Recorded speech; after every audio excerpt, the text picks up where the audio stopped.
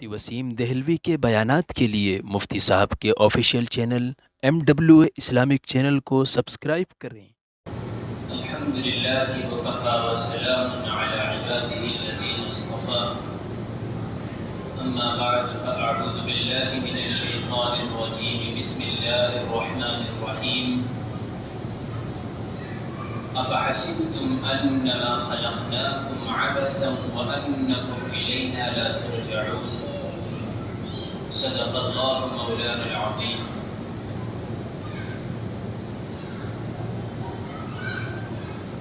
محترم عزیزوں اور بزرگوں، اللہ تبارک و تعالیٰ نے ہمیں یہ جو زندگی عطا فرمائی ہے یہ چند روزہ ہے اور یہ عارضی زندگی ہے۔ ایک دن اللہ تبارک و تعالیٰ ہم لوگوں سے اس زندگی کا حساب لینے والے ہیں، اور کل قیامت کے دن جب تک ہم 5 سوالوں کے جواب نہیں دے دیں گے، اپنے قدموں کو ہم اپنی جگہ سے حرکت بھی نہ دے سکیں۔ جن 5 سوالوں میں اس زندگی کے متعلق سوال ہوں گے اور پوری زندگی کا ہی نچوڑ اس میں پوچھا جائے گا، تو جو ہمیں زندگی دی گئی ہے یہ بے مقصد زندگی نہیں ہے، بلکہ اس کے دینے کا ایک مقصد ہے۔ اور کہیں نہ کہیں آج انسانوں کی اکثریت اپنے پیدا کیے جانے کے مقصد کو بھلا چکی ہے، اور جس مقصد کے تحت ہمیں اس دنیا میں بھیجا گیا اور پیدا کیا گیا، آج ہم اس مقصد کو بھولتے جا رہے ہیں۔ اسی طرح قرآن توجہ دلاتا ہے، افحسبتم انما خلقناکم عبثا، کیا تم نے یہ گمان کر لیا، یہ سوچ لیا، یہ خیال پیدا کر لیا کہ تم بیکار پیدا کیے گئے؟ وانکم الینا لا ترجعون، اور تم یہ سوچ بیٹھے ہو کہ تم کو واپس اس رب کے پاس نہیں لوٹنا۔ کہیں نہ کہیں آج اپنی مصروف زندگی میں اس مقصد کو بھلا چکے ہیں، اور ہم اپنے عمل سے یہ ظاہر کرتے ہیں کہ گویا یہ ہماری زندگی بے مقصد ہے اور اس زندگی کا کوئی مقصد ہمارے پاس موجود نہیں، جبکہ اللہ تبارک و تعالیٰ نے واضح انداز میں اس زندگی کے مقصد کو جا بجا قرآن مجید میں بیان فرمایا۔ سورہ ذاریات میں اللہ فرماتے ہیں، وَمَا خَلَقْتُ الْجِنَّ وَالْإِنسَ إِلَّا لِيَعْبُدُونَ، کہ انسان اور جنات کی پیدائش کا مقصد، اس کو پیدا کیے جانے کا مقصد اللہ کی عبادت اور اطاعت ہے، اس مالک کی فرما برداری ہے کہ جس مالک نے اس کو پیدا کیا۔ آج اگر ہم اسی مصروف زندگی کے اندر غور کریں، جس زندگی میں، جس دنیا میں ہم مصروف رہتے ہیں، انہی چیزوں میں ہم غور کریں، تو کہیں نہ کہیں ہمیں اپنے پیدا کیے جانے کا جو مقصد ہے وہ سمجھ میں آ جائے۔ لیکن ہم اپنی اس مصروف زندگی، اپنی اس مصروف دنیا میں بھی غور نہیں کرتے۔ افسوس کی بات یہ ہے، آج ایک موبائل جو ہر انسان کے پاس تقریباً موجود ہے، ہر چھوٹے بڑے کے پاس وہ نظر آتا ہے، ہر چھوٹا بڑا اس سے کہیں نہ کہیں کسی نہ کسی لائن سے کچھ نہ کچھ فائدہ اٹھاتا ہوا نظر آتا ہے۔ اللہ تبارک و تعالیٰ کے عطا کردہ دماغ سے انسان نے جب اس کو ایجاد کیا، تو سب سے پہلے جو اس کے ایجاد کرنے کا مقصد تھا اور اس کا جو اصل کام تھا وہ صرف کال کرنا اور آنے والی کال کو سننا، ایک دوسرے سے رابطہ قائم کرنا، بس یہ اس کا اصل مقصد تھا۔ جب اس اصل مقصد کے ساتھ یہ وجود میں آیا اور اس کو ایجاد کیا گیا، تو اس کو 1G کا نام دیا گیا کہ فرسٹ جنریشن، موبائل کی فرسٹ جنریشن، جس کا مقصد تھا کہ صرف کسی سے رابطہ کرنا، کسی کو کال کرنا ہے، کسی کی کال آنے پر اس سے بات کرنا۔ پھر آہستہ آہستہ اس میں انسان نے مزید اپنے دماغ کو لگایا اللہ کی جو عطا کردہ نعمت ہے اس کا استعمال کیا تو پھر اس کے اندر ایک آپشن اور ایڈ کر دیا، ایس ایم ایس سینڈ ہونے لگے جو ہم فیکس اور خطوط کے ذریعے سے ہم دوسروں تک اپنے پیغامات کو پہنچاتے تھے، اب وہی ہم لکھ کر ایس ایم ایس کی شکل میں بھی ہم اس کو پہنچانے لگے۔ تو جب یہ سینڈ میسیجز کا جو ایک آپشن اور ایڈ کیا گیا اس میں، تو اس کو 2G کا نام دیا گیا کہ سیکنڈ جنریشن ہے موبائل کی۔ پھر آہستہ آہستہ انسان نے اور ترقی کی، اپنے دماغ کا اللہ کی عطا کردہ نعمت کا مزید اس کا استعمال کیا، تو پھر اس کے اندر اور ایک آپشن کا اضافہ ہوا اور تصویریں کھینچنا اور اس کو ارسال کرنا، ایک جگہ سے دوسری جگہ بھیجنا، یہ بھی اس نے عمل شروع کر دیا۔ اور جب موبائل کے اندر یہ صلاحیت بھی داخل ہو چکی اور لوگوں کے درمیان پہنچ چکی تو اس کو 3G کا نام دیا کہ یہ 3rd جنریشن ہے موبائل کی۔ پھر اس نے مزید ترقی کی اور انسان نے اللہ کی عطا کردہ نعمت کا، اپنے دماغ کا، اپنی عقل اور شعور کا مزید استعمال کیا اس کام کے اندر، تو پھر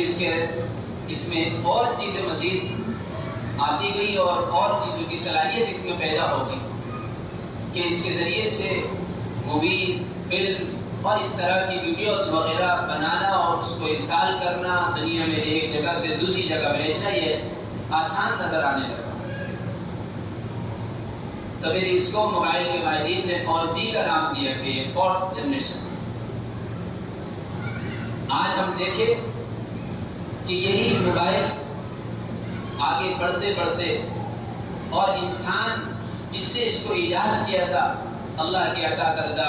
اس نعمت عظمیٰ کا استعمال کرتے ہوئے جو اللہ نے اس کو دماغ کی شکل میں، عقل کی شکل میں، شعور کی شکل میں، سمجھ کی شکل میں، فہم کی شکل میں عطا فرمائی تھی، اس کا جب استعمال کیا تو آج دنیا بھر کی چیزیں اس کے اندر تمام دنیا کو داخل کر دیا۔ اور آج ہم دیکھیں کہ دنیا بھر کے کام تمام موبائل سے ہوتے ہوئے نظر آتے ہیں۔ کوئی ایسی حالت پیدا ہو جاتی ہے، کوئی وبا آ جاتی ہے تو ورک فرام ہوم اپنے موبائل کے ذریعے سے آرام سے بیٹھ کر انسان کر رہا ہے۔ تمام وہ چیزیں جو اس کو ایک طرف سے دوسری طرف بڑی نگرانی میں، حفاظت میں اور بڑی کسٹڈی کے اندر لے جانی پڑتی تھی، چاہے وہ پیسہ ہو، چاہے وہ اسی طرح سے کاغذات ہوں، کسی چیز کی فائلیں ہوں، آج ان کا بہت ہی کم وقت میں اور سیکنڈوں کے اندر اس کا بھیجنا آسان ہو چکا۔ اور جب یہ صلاحیت بھی موبائل کے اندر داخل ہوئی تو اس کو آج دنیا 5G کا نام دے دی کہ یہ موبائل کی 5th جنریشن ہے، یہ اس کا ایک بڑھتا ہوا اور ترقی کرتا ہوا 5واں قدم ہے۔ لیکن اس کے باوجود اگر ہم غور کریں کہ اسی موبائل سے جس سے ہم دنیا بھر کے کام کرتے ہیں، دنیا بھر کے کام لیتے ہیں، دنیا بھر کی چیزیں اس کے اندر ایک طرف سے دوسری طرف بھیجتے ہیں، کرتے ہیں، اگر ہم 10 کام بھی اس پر بیک وقت کر رہے ہوں، لیکن جو اس کا بنیادی مقصد تھا جب وہ شروع میں آیا، کال کا کرنا اور کال کا سننا، جیسے ہی وہ بنیادی مقصد کی طرف موبائل بڑھتا ہے، یعنی اس پر کوئی کال آتی ہے تو وہ سارے کام جو ہم کر رہے ہوتے ہیں سب اسٹاپ ہو جاتے ہیں۔ ایسا ہے کہ نہیں؟ تو موبائل اتنا ترقی کر گیا، اتنی آگے بڑھ گیا، لیکن اس کے باوجود وہ اپنے پیدا کیے جانے کے بنیادی مقصد کو نہیں بھولا۔ ایک ہم ہے کہ اللہ نے ہمیں پیدا کیا، آج ہم ترقی کرتے گئے، نئی نئی اللہ کی نعمتوں کا استعمال کرتے گئے اور دنیا ہمارے سامنے مزید آسان ہو گئی اور بڑھتی چلی گئی اور ہم اپنے پیدا کیے جانے کے مقصد کو بھلا چکے۔ کاش ہم اس موبائل سے ہی سبق لے لیتے تو ہمیں بہت کچھ سیکھنے کو مل جاتا، ہمیں اپنی زندگی کا مقصد حاصل کرنا آسان ہو جاتا، لیکن آج ہم نے اپنی زندگی کے مقصد کو بھلا دیا۔ اس مقصد کو اللہ فرماتے ہیں وَمَا خَلَقْتُ الْجِنَّ وَالْإِنسَ إِلَّا لِيَعْبُدُونَ، کہ انسان اور جنات کے پیدا کیے جانے کا مقصد سوائے اللہ کی عبادت اور اطاعت کے اور اس کی پہچان کے اور اس کو جاننے اور اس کے ماننے کے کچھ نہیں ہے. اور آج جس دنیا میں مصروف ہو کر ہم نے اس مقصد کو بھلایا ہے، اس دنیا کے بارے میں اللہ تبارک و تعالیٰ یہ فرماتے ہیں کہ ان الدنیا خلقت لکم وانکم خلقتم للآخرہ، کہ انسانوں بلا شبہ یقیناً یہ دنیا پیدا ہی تمہارے لیے کی گئی. یہ ساری تمام تر نعمتیں، یہ ساری چیزیں، ساری مخلوقات انسان کے علاوہ جتنی بھی دنیا میں نظر آتی ہیں، سب انسان کی آسانی کے لیے ہے، انسان کی خدمت کے لیے. اللہ اس کو خود بیان فرماتے ہیں حدیث قدسی میں، ان الدنیا خلقت لکم، تمہارے لیے پیدا کی گئی، وانکم خلقتم للآخرہ، لیکن تم کو آخرت کے لیے پیدا کیا. تمہاری زندگی کا مقصد آخرت ہے، تمہارا پیدا کیے جانے کا مقصد آخرت ہے. اس زندگی کے بعد کی ہمیشہ والی زندگی تمہاری زندگی کا مقصد ہے، جس کو آج ہم بتا چکے. اگر ہمارے ذہن میں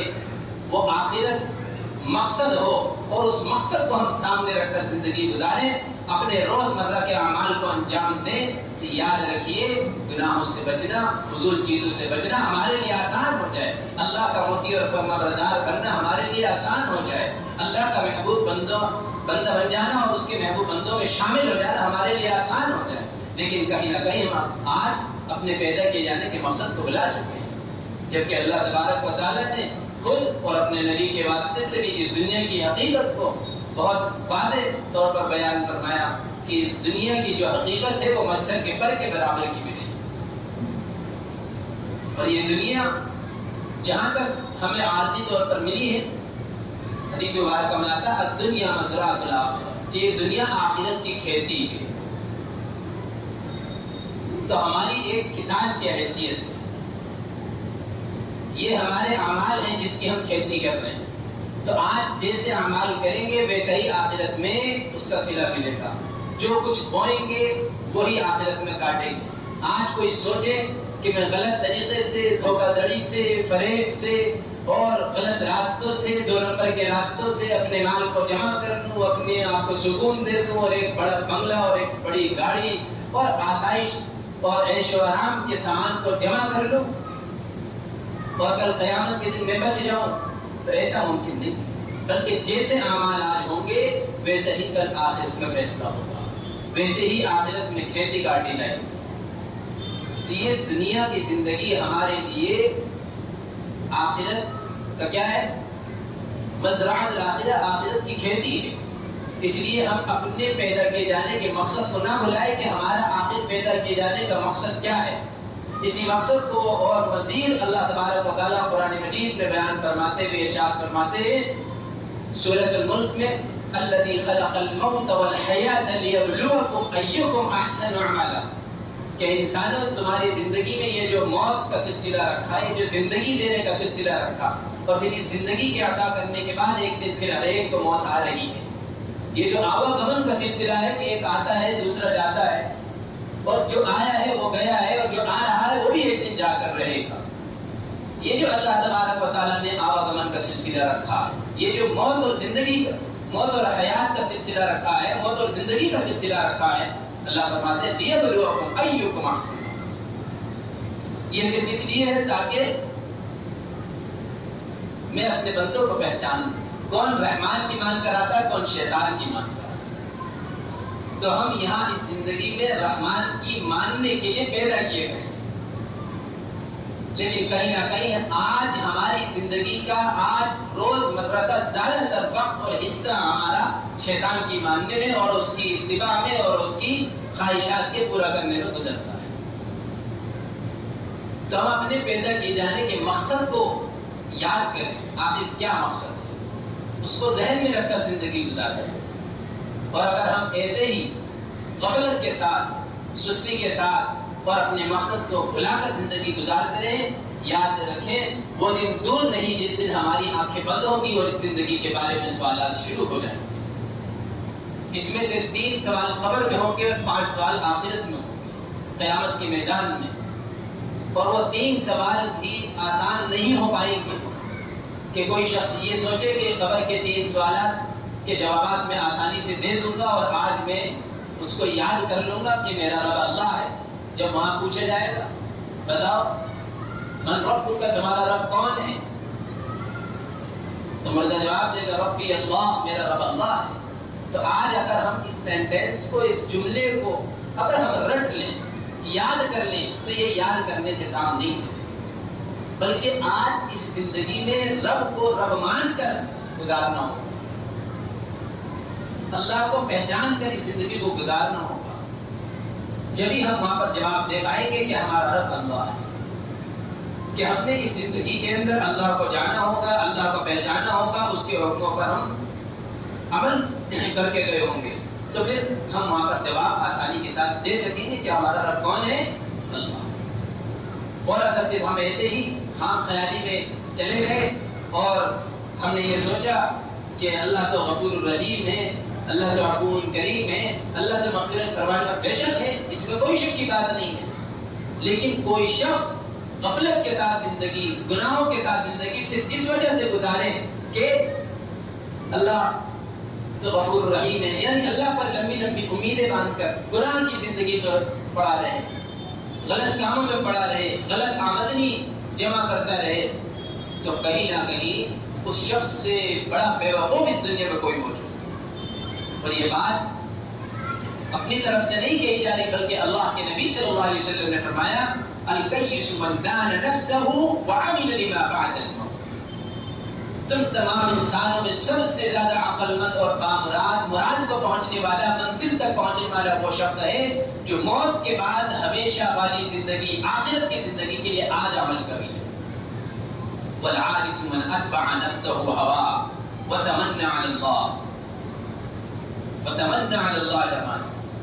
اور تم میں بے وقوف اور نامراد اور منزل سے بھٹک جانے والا شخص وہ ہے جو اپنی نفسانی خواہشات کی اتباع کرے، شیطانی خواہشات کی اتباع کرے، اپنی من مرضی کے مطابق زندگی گزارے اور اللہ سے لمبی لمبی امیدیں باندھے کہ اللہ تو غفور الرحیم ہے، عفو کریم ہے، اللہ تو معاف فرمائے. اس امید پر گناہ کرتا رہے تو ظاہر سی بات ہے اس سے بڑا کوئی بے وقوف نہیں. ہاں گناہ ہو جائے، انسانی فطرت میں غلطیوں کا ہو جانا، گناہ کا ہو جانے داخل ہے، لیکن بہترین انسان وہ ہے خیر الخطائین توابون. حدیث مبارکہ میں آتا ہے کہ خطا کاروں میں بھی، گناہ کاروں میں بھی، بدکاروں میں بھی بہترین لوگ وہ ہیں کہ جب ان سے غلطی یا گناہ ہو جائے تو وہ اللہ کی طرف رجوع ہو جائیں، توبہ کریں، اپنے گناہوں کی معافی مانگیں. یہ نہیں کہ گناہ پر گناہ کرتے جائیں اس امید پر کہ اللہ تو معاف فرمانے والے ہیں، اللہ تو غفور الرحیم ہے، اللہ تو عفو، بے شک ہے، یہ اللہ کی صفات ہیں، لیکن اس امید پر گناہ کرنا یہ کوئی ہماری عقل مندی نہیں. تو اس لیے قبر کے سوالات ہوں، حشر کے میدان کے سوالات ہوں، آج ہی ہمیں اس کو عمل کر کے تیار کرنا ہوگا، ان کے جوابات ڈھونڈنے ہوں گے کہ آخر ہم کیسے جواب دے سکیں. انشاءاللہ اس پر مزید گفتگو قبر کے سوالات کے تعلق سے اور حشر کے میدان میں کیا سوالات ہوں گے اور کس طرح سے ہوں گے اور کیا صورتحال ہوگی اس دن، آئندہ میں بھی انشاءاللہ اس پر گفتگو کریں. اللہ تبارک و تعالی ہم سب کو اپنی زندگی کے مقصد کو سامنے رکھتے ہوئے زندگی گزارنے کی توفیق عطا فرمائے. وآخر دعوانا الحمد